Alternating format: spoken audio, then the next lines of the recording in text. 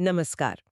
आज हम RL Stevenson के एक काफी दिलचस्प लेख पर बात कर रहे हैं, पैन की रहस्यमयी दुनिया। हम्म। स्टीवेंसन इसमें दुनिया की जो मिली-जुली, कभी-कभी थोड़ी उलझी हुई सी सच्चाई है ना, हम्म। उस पर गौर करते हैं। हाँ, ये वाकई में एक गहरा विषय है। अक्सर हम देखते हैं कि कवि या दार्शनिक वो दुनिया को थोड़ा सरल करके दिखाने की कोशिश करते हैं। बिल्कुल। लेकिन स्टीवेंसन कहते हैं कि असल जिंदगी का अनुभव तो काफी अलग है। हम्म। मतलब कहीं ओस की बूंदें हैं तो कहीं बिजली कड़क रही है ना? सही। और कहीं वसंत के मेमने देखते हैं तो कहीं अटेला जैसा कोई विनाशक जिसने इतिहास में काफी तबाही मचाई थी। हाँ, तो ऐसा लगता है जैसे दुनिया में कुछ कुछ अजीब सा है, कुछ बाहरी सा खिंचाव है।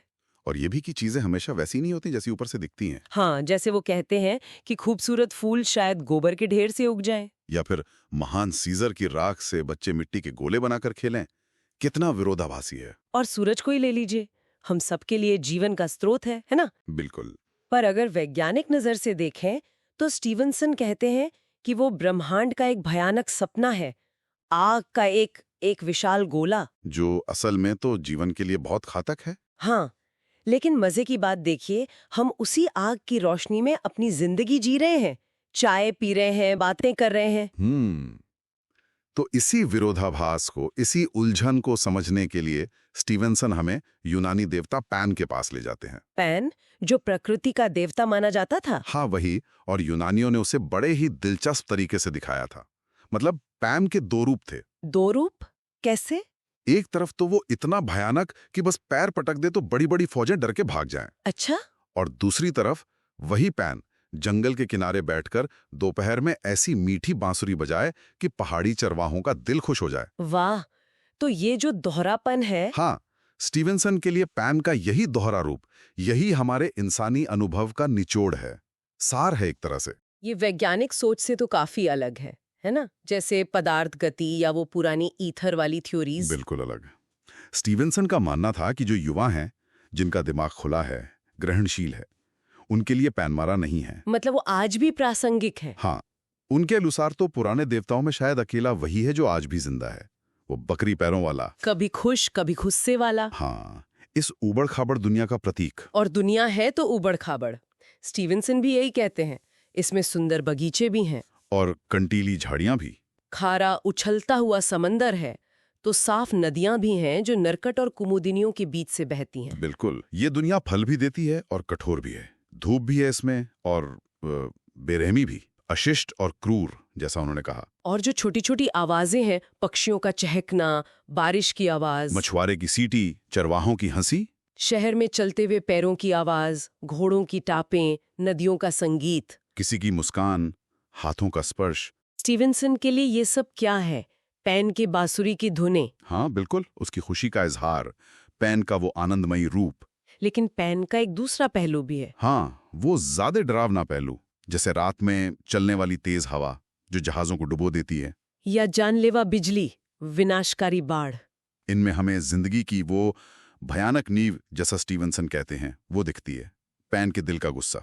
जैसे कि धरती ही अपने बच्चों के खिलाफ युद्ध छेड़ रही हो। सही कहा। पानी जो जीवन देता है वही डुबो भी सकता है। घर की आग जो खाना पकाती है वही जला भी सकती है। तो मतलब परिस्थितियां ही तय करती हैं। हाँ, हालात ही चीजों को अच्छा या बुरा बनाते हैं। और इसमें एक धोखा भी है। धोखा? कैसा धोखा? जैसे मान लीजिए, प्रेमी प्रकृति की खूबसूरती, उसकी सहानुभूति महसूस कर रहे हो, हाँ। और अचानक सब बदल जाए, संगीत बदल जाए, और मौत बिल्कुल अनपेक्षित रूप से बिस्तर के नीचे से हमला कर दे। अरे। मौत चुंबन में भी दी जा सकती है।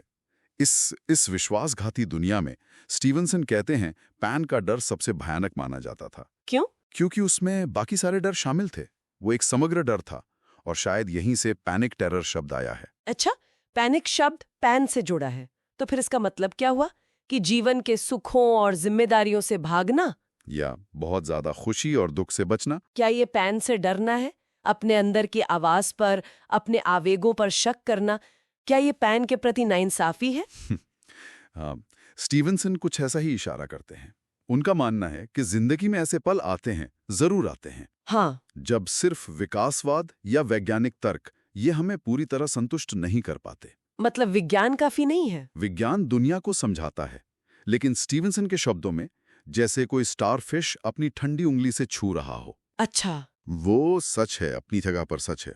पर उस एहसास का क्या, जहां दिल धड़कते हैं, जहां मौत आती है, जहां हर चीज पर एक अजीब सा जादू छाया रहता है, एक रोमांच।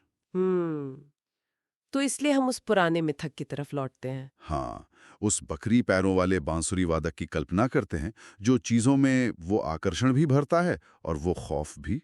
तो जब कोई घाटी हमें सुंदर लगे तो हम सोचे कि पैन हमें खींच रहा है। बिल्कुल।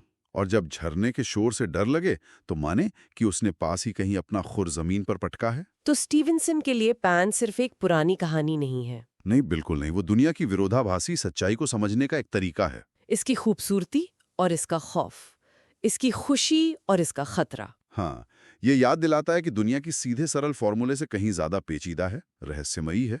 और ये नजरिया हमें ये भी याद दिलाता है कि जिंदगी के हर रंग, हर अनुभव को स्वीकारना जरूरी है। सही कहा। सिर्फ उन्हें नहीं जो आरामदायक है या जिन्हें समझाना आसान है। विज्ञान दुनिया को समझने का एक बहुत शक्तिशाली साधन है, इसमें कोई शक नहीं। हाँ, पर शायद कला और मिथक वो हमें जिंदगी की ज्यादा गहरी, कभी-कभी थोड़ी परेशान करने वाली सच्चाइयों से बेहतर ढंग से जोड़ पाते हैं। तो आखिर में एक सवाल श्रोताओं के लिए छोड़ जाते हैं। जरूर। क्या स्टीवेंसन का पैन वाला ये विचार आज भी मायने रखता है, आज की इस दुनिया में जहां डेटा और तर्क पर इतना जोर है?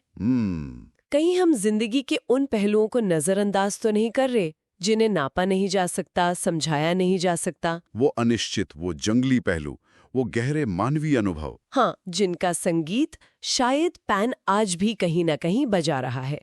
इस पर सोचने की जरूरत है।